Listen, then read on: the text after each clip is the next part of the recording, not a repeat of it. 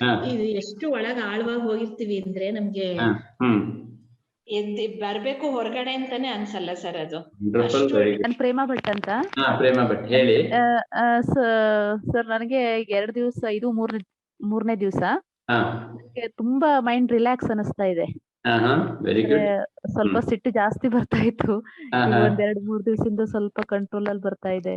ಹಾ ಹಾ ಒಂಥರ ಮೈಂಡ್ ತುಂಬಾ ರಿಲ್ಯಾಕ್ಸ್ ಅನಿಸ್ತಾ ಉಂಟು ನನಗೆ. ಓಕೆ, ಥ್ಯಾಂಕ್ ಯು, ಇದು ನಮಸ್ತೆ. ಯೋಗ ಇಂದ ಎಷ್ಟು ಉಪಯೋಗನ ನಾವು ತಿಳ್ಕೊಳ್ತಾ ಹೋಗ್ತೀವಿ. ಹಾಗೆ ಹಾ ಪ್ರಾಣಾಯಾಮದಿಂದ, ಯೋಗ ನಿದ್ರದಿಂದ ಇವು ಹ್ಮ್ ಕೆಲವು ಎಷ್ಟೋ ಜನಕ್ಕೆ ವಿಷಯಗಳು ಗೊತ್ತಿಲ್ಲದೆ ಇರುವಾಗ ಈ ಹಾ ವಿಷಯಗಳನ್ನ ನಿಮ್ಮಿಂದ ಗುರೂಜಿಗಳಿಂದ ತಿಳ್ಕೊಂಡು ನಾವು ಹ್ಮ್ ಆಳವಾಗಿ ಕೆಲವೊಂದಿಷ್ಟು ಬಹಳಷ್ಟಿಲ್ಲ ಸ್ವಲ್ಪ ನಾವು ಜ್ಞಾನನ ಪಡ್ಕೊಂಡ್ವಿ ಅಂತಂದ್ರೆ ಹ್ಮ್ ಅದ್ರದ್ದು ಬಾಡಿ ಹೊರಗಡೆಯಿಂದ ಏನಿರುತ್ತೆ ಆ ಒಳಗಡೆಯಿಂದ ನಾವ್ ಏನ್ ಜ್ಞಾನ ಪಡ್ಕೋತೀವಿ ಅದು ಹ್ಮ್ ತುಂಬಾನೇ ಅದು ಒಳಗಿಂದ ಎನರ್ಜಿ ಕೊಟ್ಟು ಅಲ್ವಾ? ದೇಹಕ್ಕೆ ಆಯ್ತು, ಮೈಂಡಿಗೆ ಆಯ್ತು, ಹ್ಮ್ ತುಂಬಾ ಉಪಯೋಗ ಆಗುತ್ತೆ ಗುರುಜಿ. Very good.